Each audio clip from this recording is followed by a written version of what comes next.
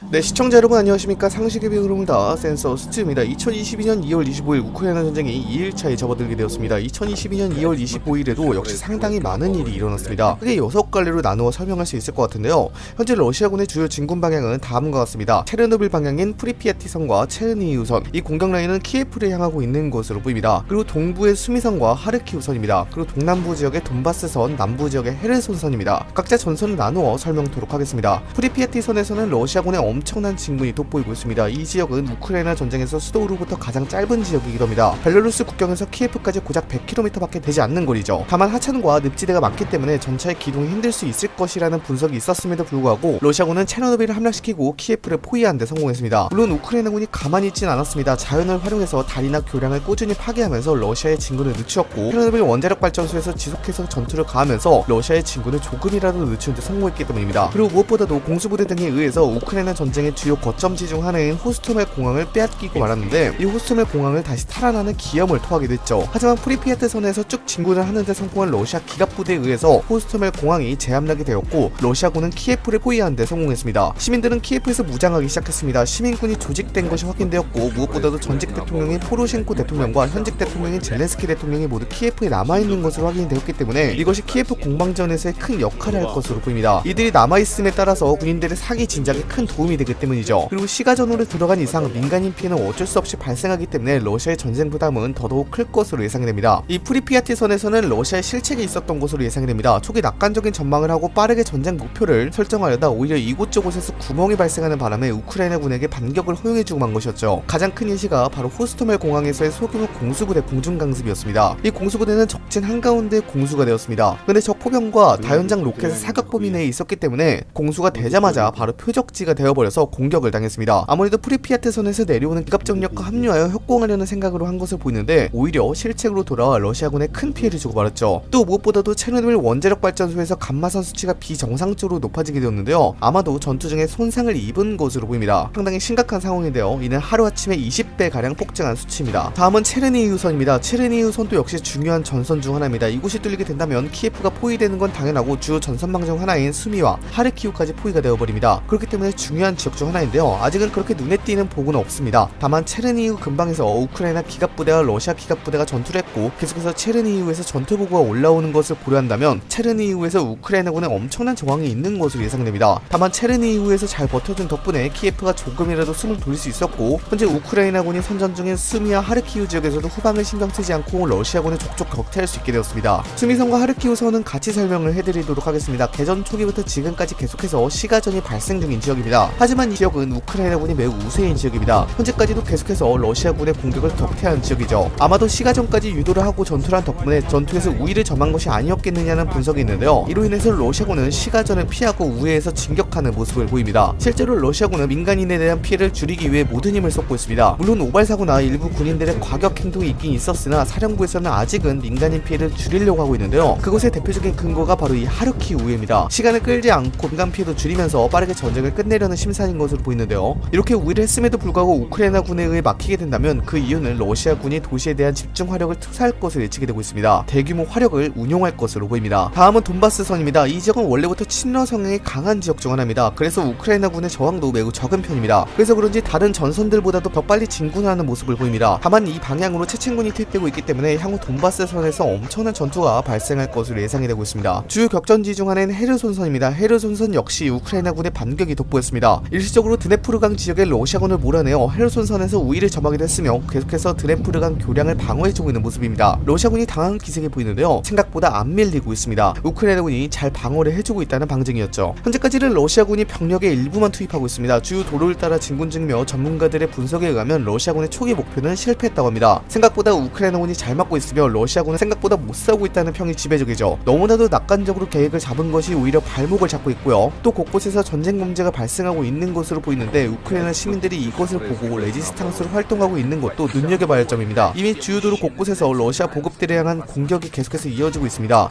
초기 와이아에 흩어졌던 우크라이나 군들이 다시 모이기 시작했고, 시민군들도 여기에 합류하면서 러시아군을 효과적으로 공격하기 시작했죠. 그리고 우크라이나 정부도 결사항전을 하면서 대통령이 키예프에 장유하게 되었는데요. 이게 아마도 차후 큰 영향을 미칠 것이라 예상이 됩니다. 이미 키예프에서는 러시아군을 몰아내자며 자체적으로 시민군이 조직되고 있거든요. 다만 러시아군이 이렇게 양질의 군대를 가지고 있음에도 불구하고 못 밀고 있는 것은 대규모 화력 투사가 없기 때문입니다. 근데 이렇게 시간이 질질 끌려버리게 된다면 러시아군은 대규모 화력 투사를 할 수밖에 없는데요. 이렇게 되면 엄청난 민간인 사상자가 나오지 않겠냐는 걱정이 있습니다. 국제사회에서도 발빠르게 러시아를 경제 제재하고 있습니다. 이미 3차 제재까지 준비한 것으로 보입니다. 유럽 국가에서도 우크라이나에 탄약이나 미사일 등을 제공해주고 있고요. 방공무기도 계속해서 보내주고 있습니다. 그리고 러시아의 이런 침공이 걱정되었는지 핀란드와 스웨덴이 나토 가입을 시도 중인 것으로 보입니다. 또한 유럽 평의에서 러시아가 축출되기도 했습니다. 물론 평화협상은 지속해서 진행 중인 것으로 보입니다. 우크라이나가 러시아의 중립국 지위 인정을 요구한 가운데 러시아가 우크라이나와 평화적 회담을 개최하자고 말했거든요. 아마 곧 결과가 나오지 않을까 싶습니다. 우크라이나 전쟁이 더 악화일 노를 걷고 있습니다. 최대한 민간인 사상자가 나오지 않기를 간절히 빌도록 하겠습니다. 또한 여러 정보가 나오고 있습니다. 우크라이나 국방부에서 제공된 영상조차도 거짓된 영상이 일부 있을 정도입니다. 아마도 사기 진작을 위해서 거짓된 영상을 제공하고 있는 것으로 보이는데 이에 대한 영상에 대해서도 유의하도록 하겠습니다. 우크라이나 정부, 러시아 정부에서 제공된 영상은 사전에 표기하도록 할 테니 고려해주시고 시청해주시기 바랍니다. 오늘도 발빠르게 전쟁 상황을 올리도록 하겠습니다. 감사합니다.